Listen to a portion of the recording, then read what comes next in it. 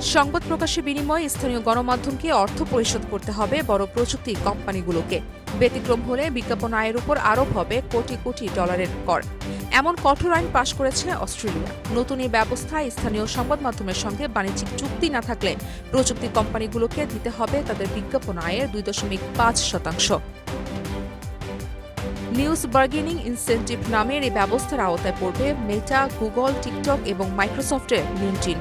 Australia উল্লেখযোগ্য সামাজিক যোগাযোগ মাধ্যম বা সার্চ সেবা পরিচালনা করে এবং স্থানীয়ভাবে বছরে 25 কোটি অস্ট্রেলীয় ডলারের বেশি বিজ্ঞাপন আয় করে এমন প্রতিষ্ঠানগুলোই পড়বে এই আইনের আওতায়। তবে কর এড়ানোর সুযোগও রাখা হয়েছে প্রযুক্তি কোম্পানিগুলোর জন্য। নির্দিষ্ট সময়ের মধ্যে অন্তত 8টি ভিন্ন সংবাদ প্রকাশকের সঙ্গে চুক্তি করলে কর দিতে হবে না।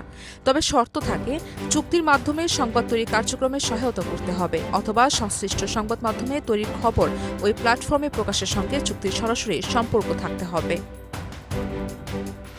আইনটির মূল লক্ষ্য স্থানীয় সংবাদ মাধ্যমকে আর্থিকভাবে সহায়তা করা। যুক্তি হল, সংবাদ মাধ্যমের তৈরি খবর ব্যবহারকারীদের প্ল্যাটফর্মে আকৃষ্ট করে এবং বিজ্ঞাপন আয় বাড়ায়।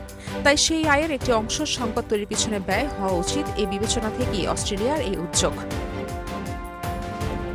বড় সংবাদ প্রকাশকদের সঙ্গে চুক্তির ক্ষেত্রে সর্বোচ্চ 150% এবং ছোট ও মাঝারি সংবাদ মাধ্যমের সঙ্গে চুক্তির ক্ষেত্রে সর্বোচ্চ 200% পর্যন্ত কর রেয়াতের সুযোগ রাখা হয়েছে।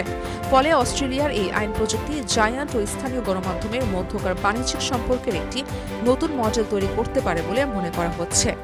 রাজিয়া সুলতানা কেয়া, প্রাইম টিভি।